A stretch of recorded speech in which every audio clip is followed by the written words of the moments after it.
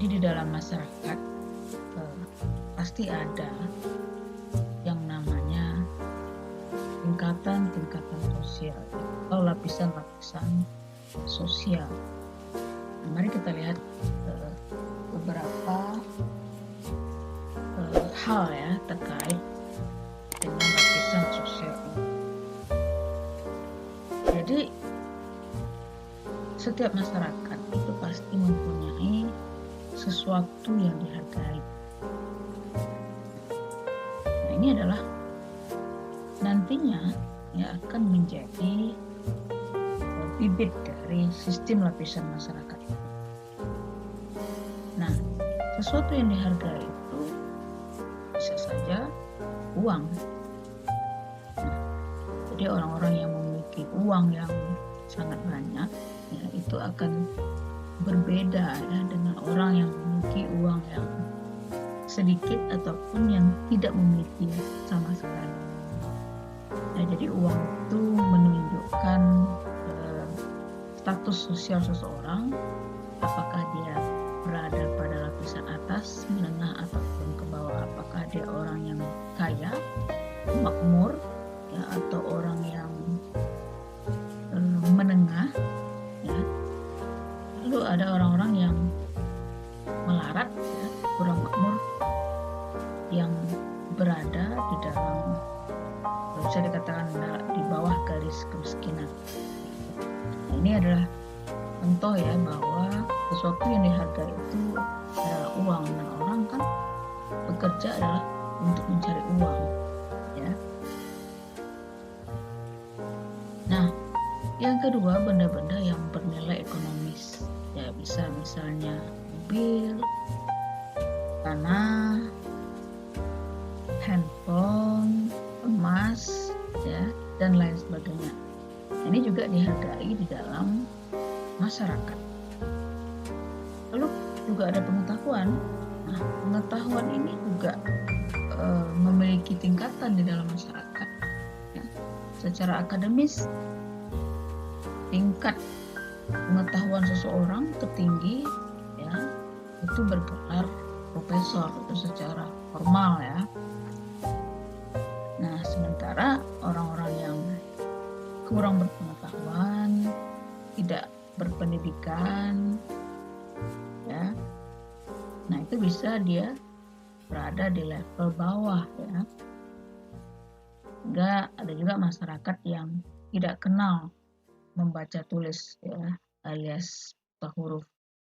Nah, itu pasti berbeda tingkatannya, dan kita juga pasti akan berbeda memperlakukan orang-orang yang memiliki pengetahuan yang tinggi, ya, apakah pengetahuan dalam agama, ya, kiai, gitu, dengan orang-orang yang tidak memiliki pengetahuan sama sekali. Nah, jadi pengetahuan juga dihargai di dalam masyarakat. Ya. Nah, kesalehan dalam agama, ya, adalah sesuatu yang juga dihargai di dalam masyarakat. Ya. Kita pasti melihat, ya, para ustadz, ya, yang saya contohkan misalnya Abdul Somad, ya, ada Adi Hidayat, itu di Islam, ya. Kalau di Kristen mungkin lain lagi. Nah, kita pasti akan menghormati kesalehan mereka dalam beragama, gitu, dibandingkan orang-orang yang tidak soleh sama sekali, ya, jahat begitu, ya, mencuri, membunuh, berpuasa dan lain sebagainya. Jadi tidak ada kesalehan dalam beragama. Itu pasti kita berbeda memperlakukan atau melihatnya, begitu. Nah, lalu berikutnya adalah keturunan yang terhormat. Nah, keturunan yang terhormat ini juga sesuatu yang dihargai di dalam masyarakat, ya. Apakah dia keturunan bangsawan, ya, apakah dia keturunan para alim ulama dan lain sebagainya. Nah, ini semua, ya, adalah menjadi bibit daripada sistem lapisan, ya, lapisan-lapisan sosial, ya, sehingga masyarakat itu dia berbeda tingkatannya secara vertikal. Nanti ada lagi perbedaan masyarakat secara horizontal, itu yang disebut dengan diferensiasi sosial. Nah, perbedaan masyarakat dalam tingkatan-tingkatan secara vertikal itu disebut dengan stratifikasi sosial.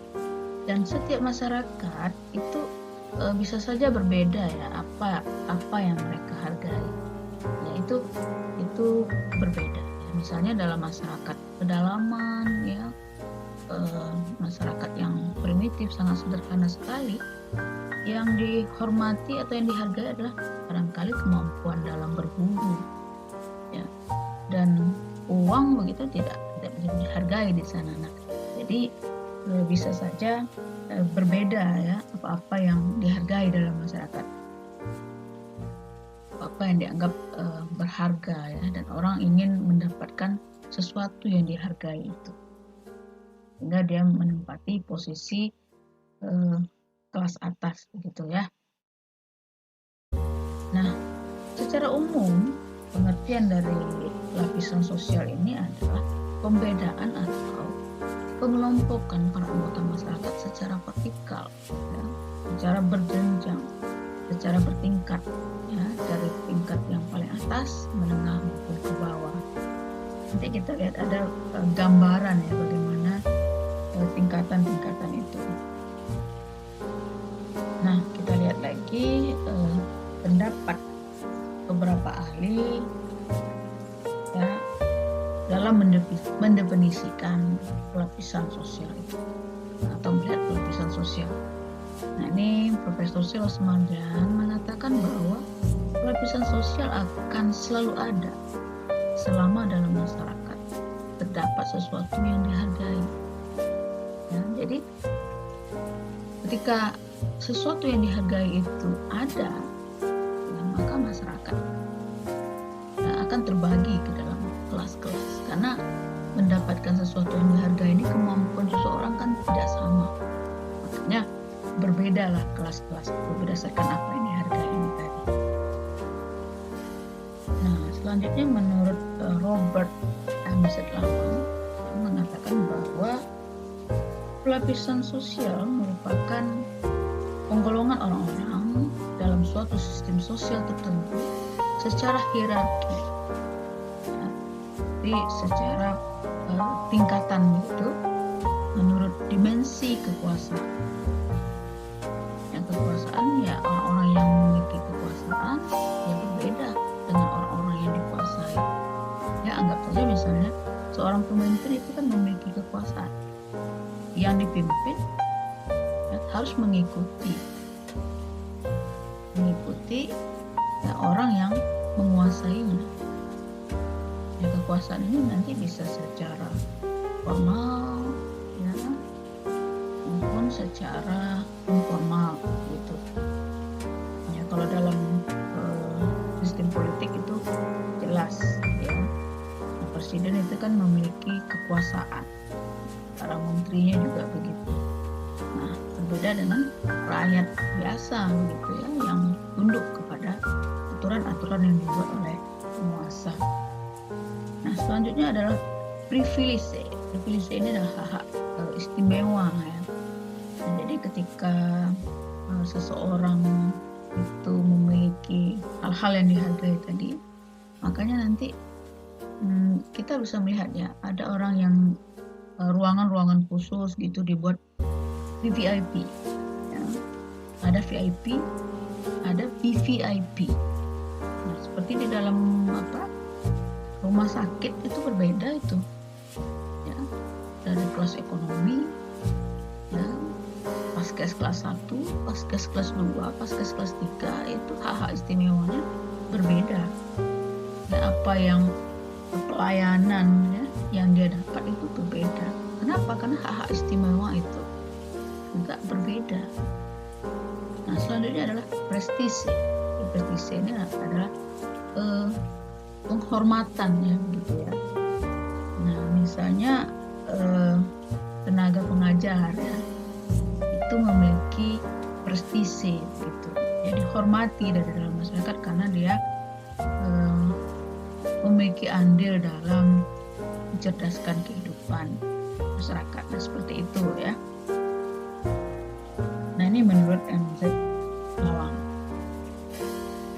Sementara itu ya, jauh sebelumnya seorang filsuf Aristoteles ya, pada zaman kuno di dalam setiap negara menurut beliau itu terdapat 3 unsur ya, yaitu mereka yang kaya sekali ya, kemudian mereka yang melarat, lalu mereka yang berada di tengah-tengahnya ya. Nah ini menurut Aristoteles. Selanjutnya Thorstein Veblen yang membagi masyarakat ke dalam 2 golongan. Yang pertama adalah golongan pekerja yang berjuang mempertahankan hidup, dan kedua adalah golongan yang banyak mempunyai waktu luang karena kekayaan. Nah, jadi menurut Veblen ini, kalau orang yang memiliki banyak waktu luang ini, itu adalah orang-orang yang kaya. Jadi dia punya buku menjelaskan tentang leisure time, ya waktu bersenang-senang. Nah itu berbeda. Ya kalau orang kaya, ya dia bisa menggunakan pesawat jet pribadi. Ya kalau di Indonesia anggaplah Syahrini begitu ya, dia pergi ke luar negeri pakai jet pribadi, memiliki banyak waktu luang, tidak perlu direpotkan dengan pekerjaan-pekerjaan rumah tangga begitu ya, berpelesiran kemanapun dia suka karena dia memiliki waktu luang. Itu karena kekayaannya, dia bisa menggantikan tugas-tugasnya gitu, misalnya sebagai seorang istri ya, menyiapkan segala sesuatu untuk suami, ya tinggal bayar orang untuk sebagai asisten rumah tangga. Nah sementara ya, kelas yang di bawah itu adalah golongan pekerja yang berjuang mempertahankan hidup ya. Jadi seseorang yang ya harus bekerja banting tulang itu tidak terpikir dia untuk menghabiskan waktu luang ya, karena mereka kalau tidak kerja ya tidak makan. Nah ini yang Veblen lihat ya, mengklasifikasikan seseorang dari aktivitas waktu luang. Nah ini juga terkait gaya hidup ya. Kalau orang-orang yang memiliki uang yang banyak ya bisa saja dia menghabiskan waktu ya di mall begitu berjam-jam ya, di kafe ya, di hotel bintang 5 makan di sana. Nah itu berbeda dengan orang-orang yang tidak memiliki uang ya, jangan terpikir untuk menghabiskan uang ya hanya untuk menghabiskan hanya untuk mengisi waktu luang gitu. Ya. Nah, selanjutnya Pitirim Sorikin ya, dia ada gambar seperti ini ya, piramida. Nah dia mengatakan bahwa lapisan sosial itu merupakan perbedaan penduduk atau masyarakat ke dalam kelas-kelas secara bertingkat. Ini dia ya. Saat ini mengkerucut dia ke atas. Artinya orang-orang kelas atas itu jumlahnya lebih sedikit dibandingkan mereka yang berada di kelas menengah dan juga berada di kelas bawah. Ini lebih lanjut dia mengatakan perwujudannya adalah adanya lapisan-lapisan di dalam masyarakat ya, ada lapisan yang tinggi dan ada lapisan-lapisan di bawahnya. Setiap lapisan itu disebut sebagai strata sosial. Nah, ini upper class ya, middle upper class ya, middle class. Nah middle class, lalu ada lagi middle class, lower class. Ini lower class ya. Jadi banyak lagi ya tingkatannya begitu. Ini dia membuat seperti ini ya. Nah adanya sistem lapisan masyarakat ya, dapat terjadi itu dengan sendirinya. Ya, itu dalam proses pertumbuhan masyarakat itu. Ya. Nah, tetapi ada pula yang sengaja disusun untuk mengejar suatu tujuan bersama. Jadi ada memang pertumbuhannya itu secara alamiah. Ya. Nah, misalnya ya dalam masyarakat berburu begitu. Nah, itu yang mendapat kelas atas itu adalah orang-orang yang memiliki kemampuan berburu. Ya, secara alamiah. Ya.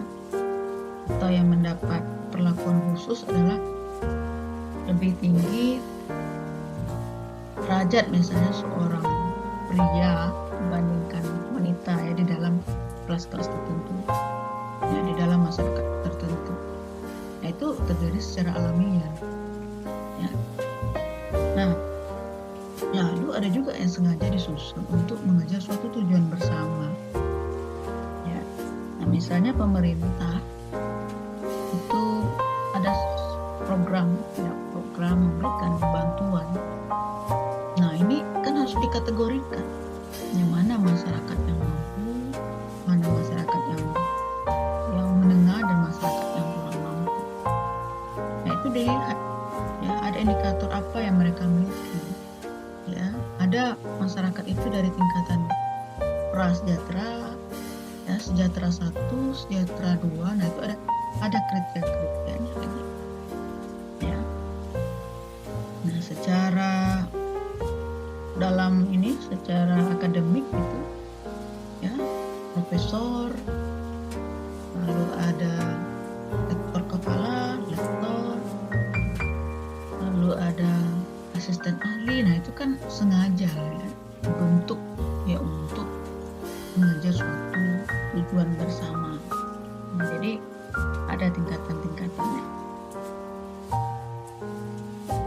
Nah, pembedaan atas lapisan merupakan gejala universal yang merupakan bagian dari sistem sosial setiap masyarakat.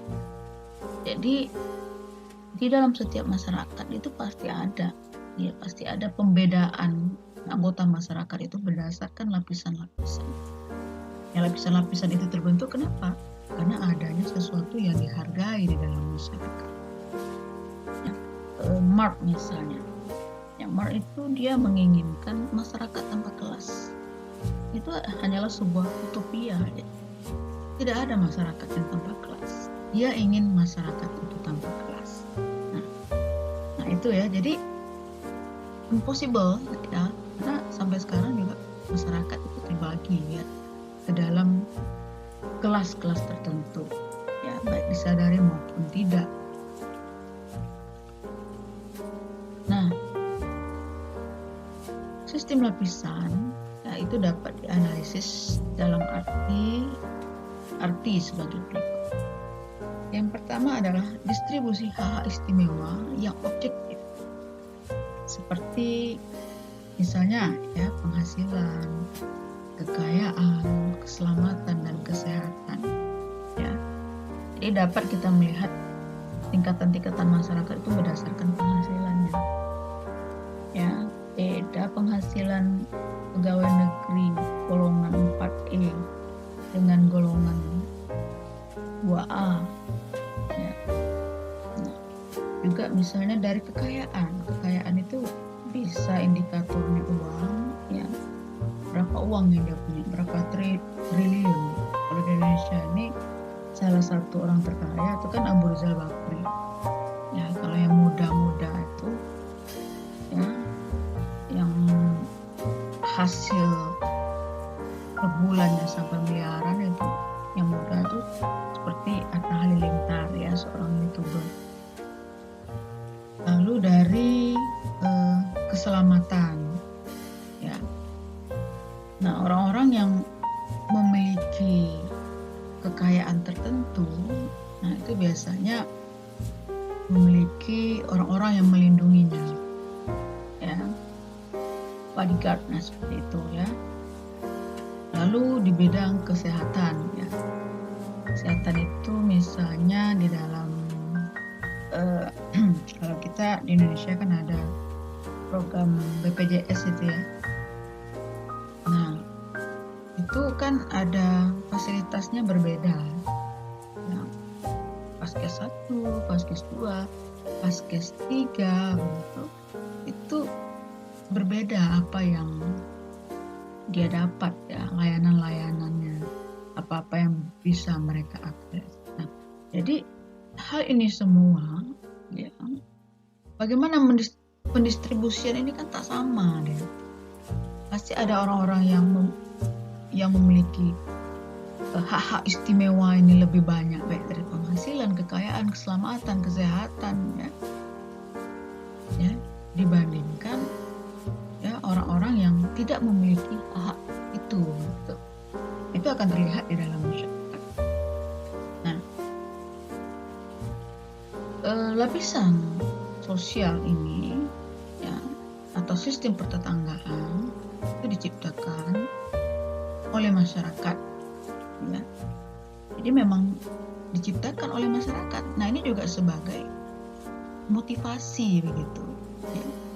Nah, misalnya dalam dunia akademik ya, Anda sendirilah ya, seorang yang sarjana ya itu dihargai di masyarakat dibandingkan orang-orang yang putus sekolah ya. Jadi supaya orang-orang semangat, nah itu diciptakan itu ya. Ciptakanlah kelas-kelas itu. Bagaimana caranya kita bisa mencapai level kelas yang lebih tinggi ya, mencapai kehidupan yang lebih baik. Maka diciptakanlah kelas-kelas itu ya. Lalu kriteria sistem pertetanggaan itu dapat berdasarkan kualitas pribadi ya. Lalu ada keanggotaan kelompok kerabat tertentu ya, kepemilikan, wewenang atau kekuasaan. Nah, ini kriteria ya, ini macam-macam ya. Ada kualitas pribadi, seorang kiai itu berbeda perlakuan orang dengan seorang pemabuk ya. Keanggotaan kelompok kerabat tertentu ya, ini misalnya masih dalam kerabat keluarga cendana misalnya. Nah, itu berbeda dengan orang-orang yang tidak memiliki keturunan yang mumpuni ya, baik secara harta yang dia miliki begitu, maupun secara keturunan ya, bangsawan ataupun tidak. Nah, begitu itu juga berbeda ya. Lalu kepemilikan ya, kepemilikan ya, macam-macam ya, apakah rumah ya, apartemen yang luar biasa mewahnya. Lalu ada juga orang-orang yang jangankan apartemen ya, rumah saja nggak punya, hidup di jalanan begitu. Nah, inilah ya fakta-fakta sosial yang ada di dalam masyarakat ya. Suka tidak suka ya, terima atau tidak terima, nah itulah yang ada begitu. Yang selalu ada ya, yang berbeda kepentingannya ya, yang bisa saja menyebabkan konflik gitu ya, karena kecemburuan sosial. Nah, itu bisa saja ya. Nah, lalu wewenang ataupun kekuasaan. Nah, seorang pimpinan secara formal ya, itu kan memiliki wewenang yang secara legal pula ya. Ada juga pemimpin yang informal ya, tapi dia memiliki wewenang ya, yang dianggap memiliki wewenang di dalam masyarakat, itu misalnya Nini Mama gitu. Nah, selanjutnya ini lanjutannya ya. Sistem lapisan juga dapat dianalisis dalam arti-arti sebagai berikut ya. Lambang-lambang kedudukan seperti tingkah laku hidup, cara berpakaian, perumahan, keanggotaan pada suatu organisasi dan selanjutnya. Jadi ada simbol-simbol ya. Nah, cara berpakaian misalnya ya, seorang artis itu memakai tas merek-merek tertentu harga miliaran. Tas kelas itu adalah simbol status, tingkah laku hidup. Ya, mereka upload update status sedang makan di hotel bintang 5 ya, atau sedang berada di luar negeri, makan di tempat-tempat yang mewah begitu. Ini kan simbol-simbol status yang dimana tidak mungkin orang-orang kelas bawah bisa melakukan hal itu. Ya.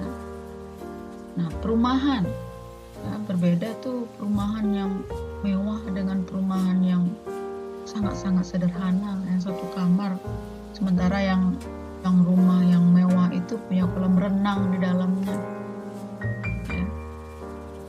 Ada tempat gymnya lengkap gitu.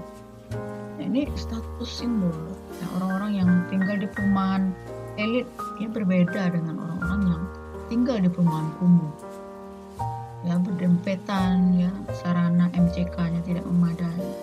Nah, itu ya. Lalu keanggotaan pada suatu organisasi ya. Nah, keanggotaan pada suatu organisasi tertentu juga mempengaruhi ya sikap masyarakat ya, dia masuk organisasi apa gitu ya. Misalnya dia masuk ke dalam komunitas keluarga mobil sport Pajero misalnya. Nah, Pajero itu berapa harganya? Alphard misalnya berapa? Mereka punya komunitasnya. Nah, ini adalah simbol-simbol status ya. Mereka menunjukkan mereka itu berada di kelas yang mana. Lalu sistem lapisan itu juga dapat dianalisis dari yang mudah sukarnya bertukar kedudukan ya, karena di dalam sistem lapisan sosial ini nanti ada yang bersifat terbuka, nah, ada yang bersifat tertutup ya, seperti di Bali di mana orang-orang dibedakan berdasarkan kasta-kasta tertentu. Nanti kita lihat penjelasannya lebih lanjut ya. Nah, selanjutnya adalah solidaritas di antara individu atau kelompok-kelompok sosial yang menduduki kedudukan yang sama dalam sistem sosial masyarakat. Jadi kelas-kelas sosial ini tadi ya, apakah mereka memiliki solidaritas ya, misalnya ya, dalam masyarakat kapitalis saya contohkan ada kelas buruh. Nah, kelas buruh ini ya, kalau dalam pandangan Marx mereka harus memiliki kesadaran yang sama ya, sehingga nanti solidaritas itu bisa terbentuk yang bahwa mereka itu senasib. Nah, jadi nanti itu penjelasan lebih lanjut lah tentang Marx ya, saya tidak jelaskan di sini. Nah, sistem lapisan di dalam suatu masyarakat itu dapat bersifat tertutup ya. Jadi di mana ya, para anggota masyarakat ya, itu tidak mungkin dia berpindah ya, dari satu lapisan ke lapisan lainnya.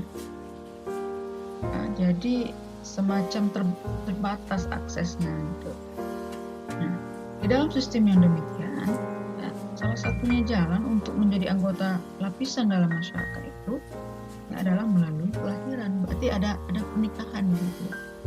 Nah, misalnya di dalam masyarakat Hindu ya, Brahmana itu memiliki kelas sosial yang tinggi ya, sementara di bawahnya adalah kelas Sudra, para Buddha. Nah, yang Sudra itu tidak bisa pindah ke Brahmana. Salah satunya cara adalah dengan pernikahan. Nah, keturunan mereka baru dia bisa masuk ke dalam sistem lapisan atas itu ya, atau ketika dia menikah ya, bisa saja dia diterima gitu, tapi tidak serta-merta dia berubah menjadi kelas sosial ya yang Brahmana, tetapi mungkin masyarakat mungkin ada juga yang welcome gitu.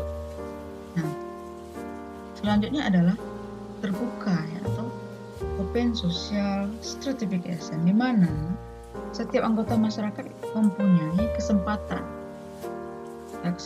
untuk berusaha dengan kecakapannya sendiri untuk naik lapisannya.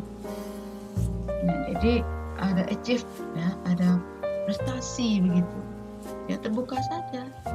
Ya siapapun misalnya bisa jadi presiden asal dia mampu. Ya, siapapun bisa dia menjadi kepala daerah begitu. Terbuka saja. Jika dia bisa ya mencapainya dengan kecakapannya, ya, dengan kemampuannya. Nah, seperti itu ya. Nah, tetapi ada juga di mana masyarakat menerapkan keduanya. Stratifikasi sosial campuran. Nah, jadi ini merupakan kombinasi antara stratifikasi tertutup dan terbuka. Ya, misalnya di dalam masyarakat itu ada hal-hal tertentu yang bersifat terbuka. Ya, tetapi ada hal-hal tertentu yang lainnya bersifat tertutup. Nah, jadi silakan Anda baca lagi lebih lanjut begitu. Mana masyarakat yang menganut sistem lapisan tertutup, yang terbuka ataupun yang menggunakan keduanya. Nah, lalu ada istilah social class ya, atau kelas sosial. Kelas sosial ini adalah semua orang dan keluarga yang sadar akan kedudukannya dalam suatu lapisan. Sedangkan kedudukan mereka itu diketahui serta diakui oleh masyarakat umum. Jadi kita ini ya, sebenarnya kelas kita itu berada di mana itu bisa kita lihat dari relasi materi kalau menurut Marx seperti itu ya. Nah, teman-teman kita itu tidak akan jauh biasanya dari kelas-kelas kita berada ya. Nah, jadi kelas sosial ini ya, misalnya tadi kelas buruh gitu ya, mereka kan kedudukannya sama kelas sosial yang dalam masyarakat, atau kelas-kelas pemilik modal begitu.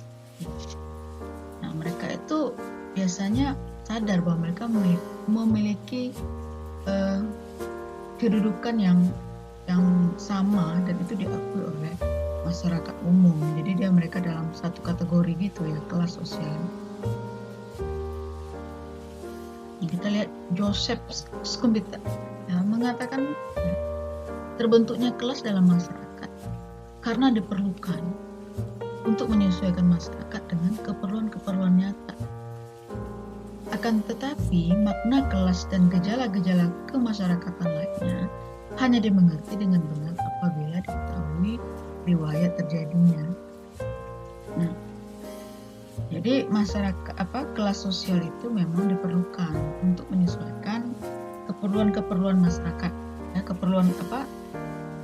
keperluan-keperluan yang nyata. Nah, misalnya ya, profesi dokter, nah itu sangat memiliki prestise dia di dalam masyarakat itu, dibandingkan orang-orang yang tidak memiliki gelar akademik sama sekali gitu ya. Nah, tetapi kalau kita lihat lebih lanjut ya, ini itu hanya dapat dimengerti apabila diketahui riwayat terjadinya. Nah, misalnya saya contohkan tadi di dalam kelas dalam sistem masyarakat feodal begitu. Nah, itu kan terbentuk dua kelas. Pertama, tuan tanah, yang di bawahnya adalah orang-orang yang bekerja untuk tuan tanah itu tadi. Nah, itu mengapa kelas-kelas ini terbentuk? Ya, karena kepemilikan terhadap tanah itu kan tak sama. Ya, ada orang yang memiliki akses yang sangat banyak terhadap tanah itu sehingga dia menjadi tuan tanah. Dan ada orang yang sama sekali tidak memiliki akses itu. Nah, terbentuklah masyarakat feodal itu tadi. Lalu masyarakat pada saat itu mulai jenuh dengan sistem feodalisme, maka muncul masyarakat kapitalisme. Ya. Nah, di sini kelas yang terbentuknya beda lagi dengan sistem feodal. Ya. Pada masyarakat ini kelasnya kelas kapitalis atau disebut burjuis dan kelas proletar. Mengapa itu ada terbentuk? Nah, itu tadi ada sejarahnya. Ya, nah, bisa kita pahami ini ya ketika kita juga mengetahui ya, mempelajari histori materi yang dikatakan oleh Marx itu tadi. Ya, bahwa sejarah itu digerakkan oleh perjuangan kelas. Nah, di dalam sistem masyarakat itu senantiasa ada kelas-kelas yang bertentangan. Nah, itu menurut Marx ya. Sejalan dengan Joseph Schumpeter ini tadi. Ya, bisa dimengerti untuk apabila diketahui riwayat terjadinya. Nah, selanjutnya adalah ukuran-ukuran yang biasa dipakai untuk menggolongkan anggota masyarakat ke dalam lapisan. Ya, ada ukuran kekayaan, ya berarti benda-benda materi. Ya, nah, barang siapa yang memiliki kekayaan, ya materi atau kebendaan paling banyak, maka ia akan termasuk lapisan teratas dalam sistem pelapisan sosial. Nah, demikian pula sebaliknya. Ya, apabila tidak mempunyai kekayaan, ya, tidak memiliki kebendaan, ya materi yang dihargai tadi, itu akan digolongkan ke dalam lapisan yang rendah.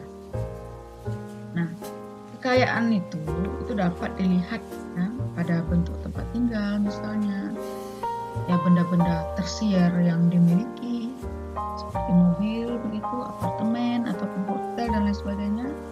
Lalu cara berpakaiannya, dia mengkonsumsi pakaian dengan merek-merek tertentu yang mahal begitu. Lalu maupun kebiasaannya dalam berbelanja. Beda orang belanja minum kopi di warung-warung pinggir jalan dengan minum kopi di Starbucks, ya itu tak sama. Beda tuh minum dengan teh panas dengan hot tea. Ya, sama-sama teh, tapi kan tempat minumnya beda.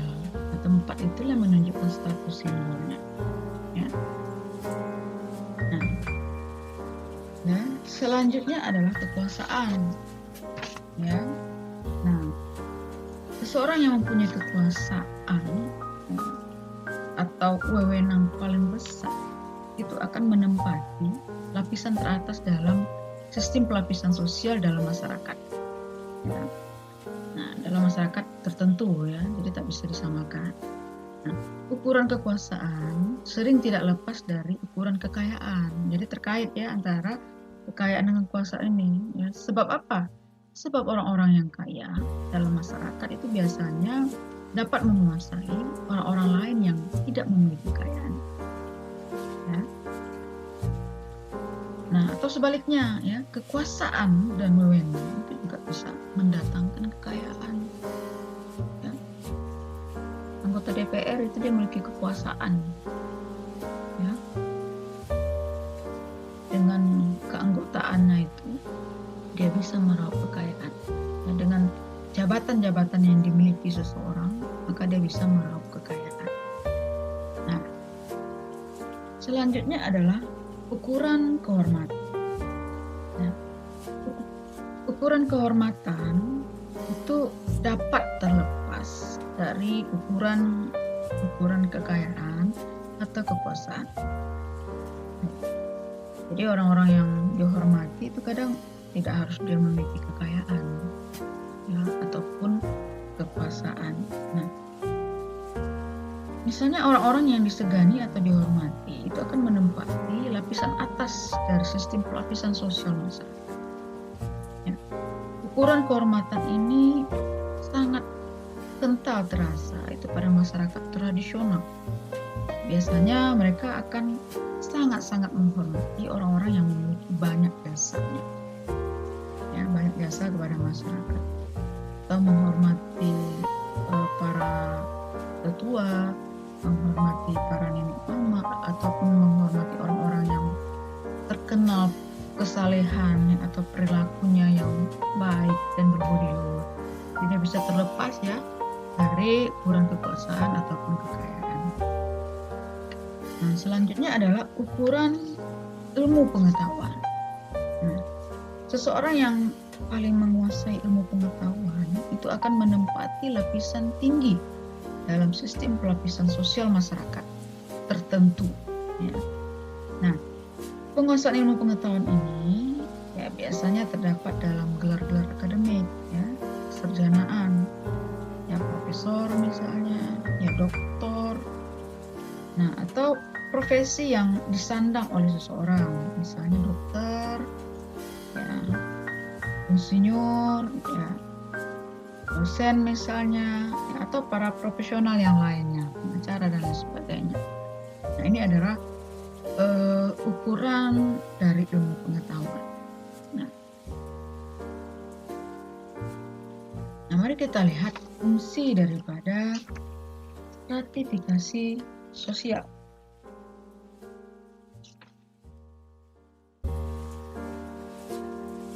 Nah,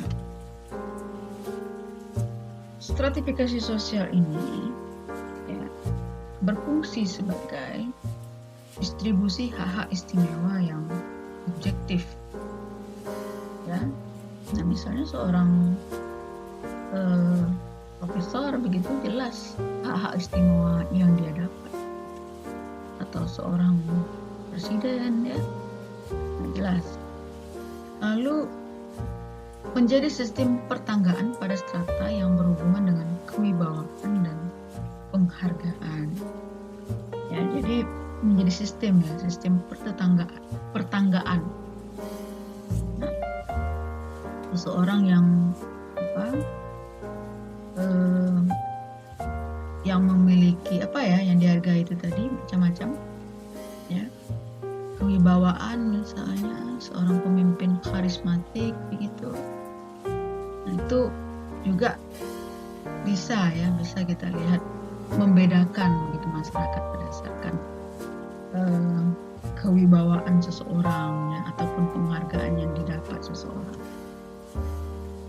Lalu ada kriteria sistem pertentangan.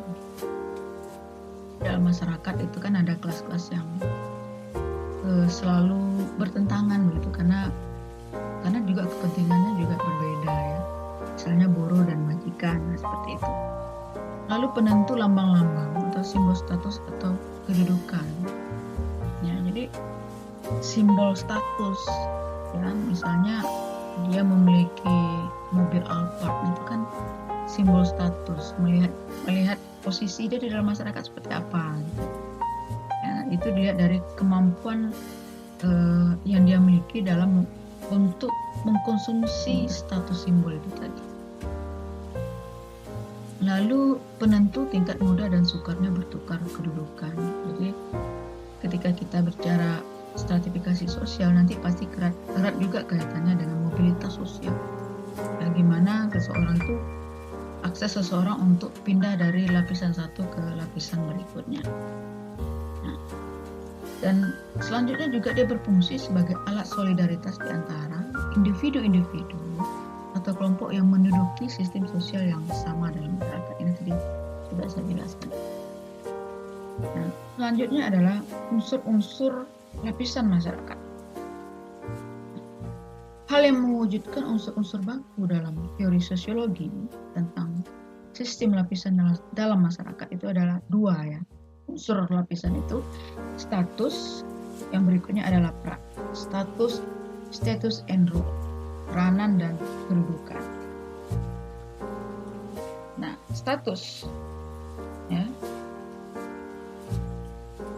Status ini ya adalah posisi seseorang di dalam masyarakat ya, atau kedudukan seseorang di dalam masyarakat. Nah, dia bisa, status yang dia dapat itu bisa berdasarkan ascribe status ya, yaitu kedudukan seseorang dalam masyarakat tanpa memperhatikan perbedaan rohaniah dan kemampuan ya. Kedudukan tersebut itu diperoleh karena kelahiran, ascribe status. Nah, misalnya ya gelar-gelar bangsawan gitu ya. Misalnya Tengku, itu kan status yang saya dapatkan dari eh, keturunan ya, describe status itu tadi. Nah, ada Cut, ada Teku ya. Kalau di luar negeri ada Sir ya, ada Lord dan lain sebagainya. Lalu ada achieve status. Nah, itu kedudukan yang dicapai oleh seseorang itu dengan usaha-usaha yang sengaja. Ya, kedudukan ini tidak diperoleh atas dasar kelahiran, akan tetapi bersifat terbuka bagi siapa saja. Itu tergantung dari kemampuan masing-masing dalam mengejar ya, serta mencapai tujuannya. Ya. Selanjutnya adalah assign status. Ya, ini merupakan kombinasi ya dari perolehan status melalui usaha dan status yang diperoleh secara sistematis.